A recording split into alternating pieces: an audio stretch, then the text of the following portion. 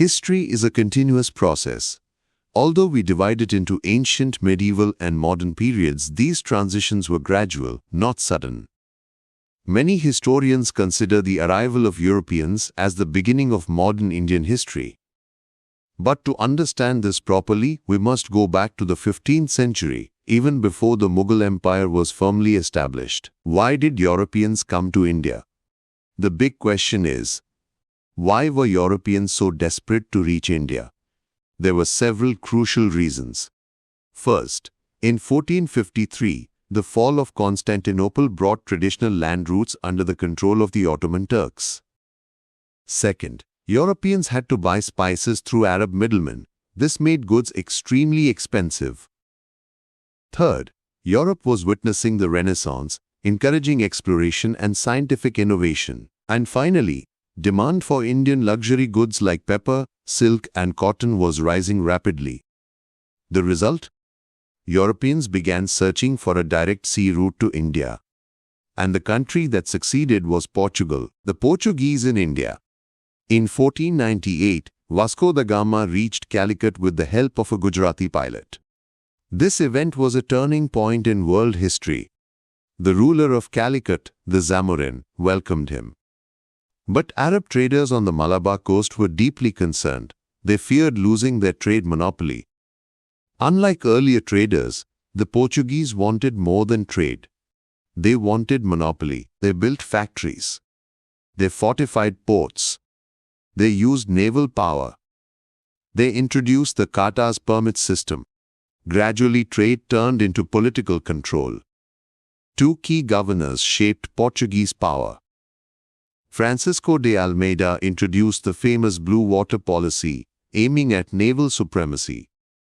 Then came Alfonso de Albuquerque, the real founder of Portuguese power in India. In 1510, he captured Goa. Goa became the capital of Portuguese India. Decline of the Portuguese. By the 18th century, Portuguese power declined. Why? Religious intolerance and forced conversions. Rise of stronger rivals, Dutch and English. Corruption and piracy. Shift of focus to Brazil.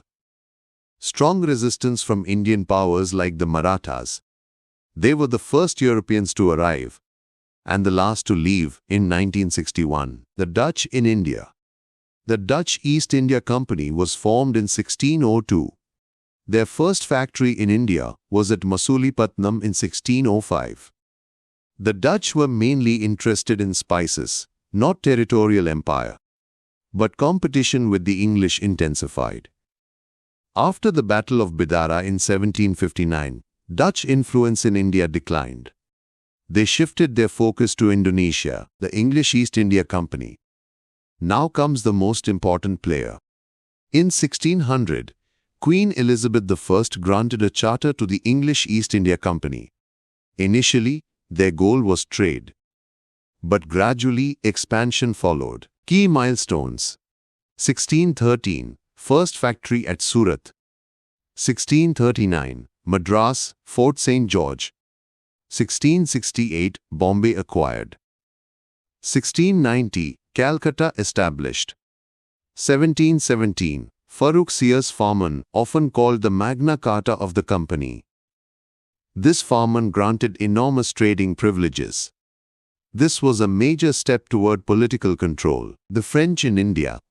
The French East India Company was founded in 1664. Their main center became Pondicherry under François Martin. Soon, rivalry between the English and French intensified. This led to the Carnatic Wars. The Carnatic Wars. There were three Carnatic Wars. The first Carnatic War ended with the Treaty of Aix-la-Chapelle. In the Second Carnatic War, Duplessis interfered in Indian politics. Robert Clive emerged as a strong English leader. French influence weakened. The Third Carnatic War proved decisive. The Battle of Wandiwash in 1760 was a clear British victory. The Treaty of Paris in 1763 ended French political ambitions in India. The English became the supreme European power in India. Why did the English succeed? Several crucial reasons. Strong Royal Navy. better financial resources, flexible private company structure, 3 powerful bases, Bombay, Madras and Calcutta, superior military leadership, Clive and Ercourt, advantage of the Industrial Revolution, effective use of debt markets.